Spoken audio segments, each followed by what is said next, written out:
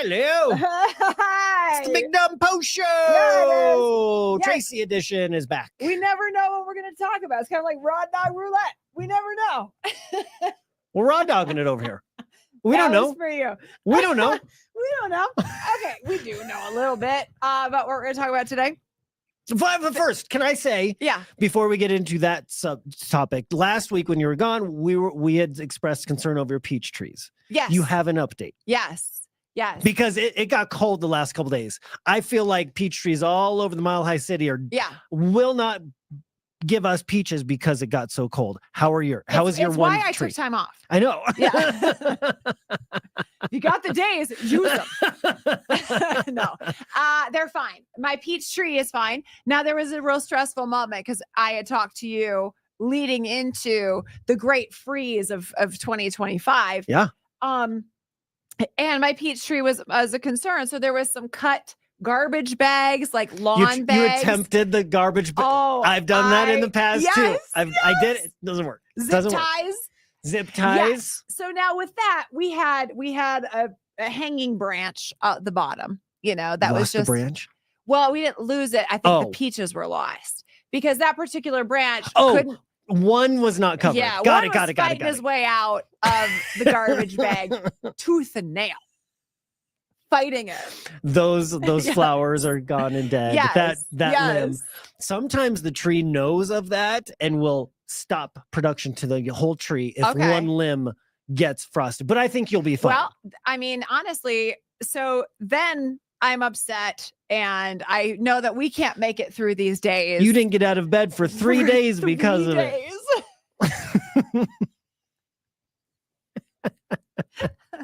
And then I looked on Amazon and there was some sort of outfit. A scam. Some sort of thing you could buy and bought it for the tree, zipped it right up. And it's basically my tree now has a giant like teepeed igloo looking thing around itself. What is it called specifically? Do you know? I think just like tree cover. I can look it up and it came as a 2-pack.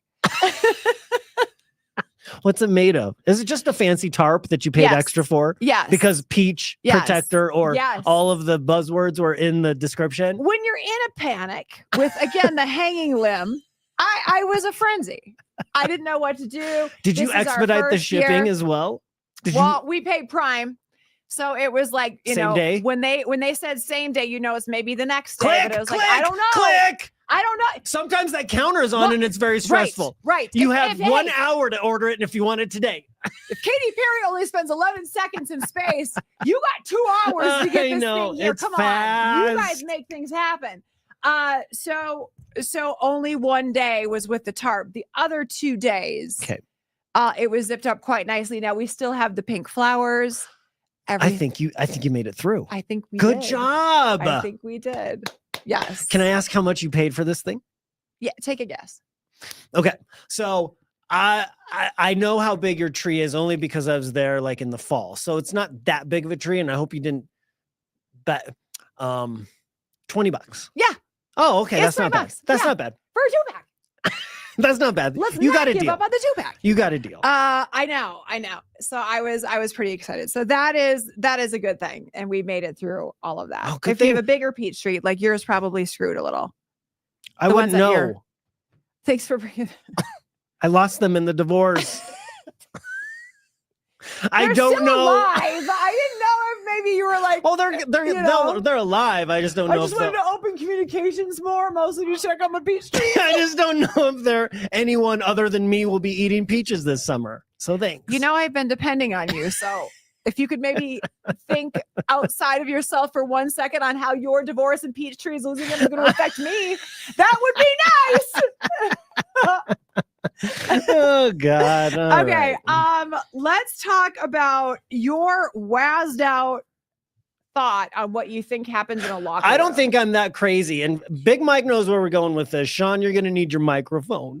Okay. Producer we're Sean. Start with how we start. Okay. Because on the radio this morning, I see this story about a tennis player who has now apologized to another tennis player. Stinky. Because she said before the match, you need to put on some deodorant. You stink. In the locker room, she stunk, was like, hey, Put it on so the spectators in the first couple rows don't smell you. Girl. She's from France. Lock in. It tracks. So we started talking a little bit about I think she did it to get into this girl's head. I thought it was really a funny little thing. And then you ping so hard to the left. Well, I asked a simple question. If this was you, would you have offered her your deodorant? No. I don't think that's a weird question because of the things that I think about women share in a locker room anyway. This is one of the more tame things that I think you share. Here we go.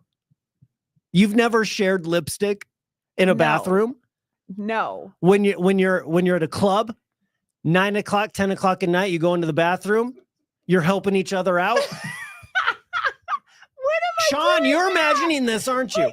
I mean, you're the one with the questionable shower schedule, so you're probably not the right person to. Okay, but let's back it out a little bit. You have shared some feminine hygiene products with other women that need a little. Okay, sharing is not sharing. Well, giving one. Like giving one. Okay, when you said sharing, I was like, well, they're not reusable. I know that. Do you?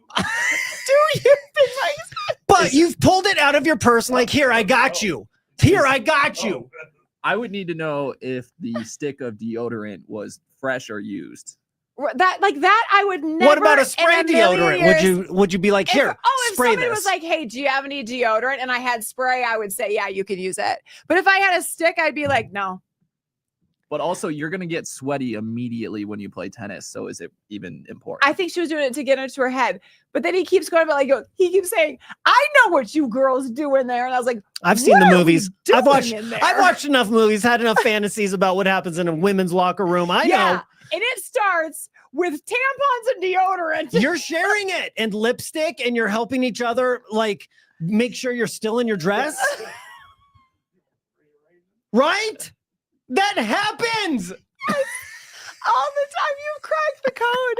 You really did. You really did. I mean, it's like every day when I work out, I leave a good 10 minutes after, just go knock her around a little. How mad would you be if you left a bathroom lopsided and somebody could have helped you? I know, Tracy. Left side. Girl, I got you. Hold on. Let me put lipstick on you.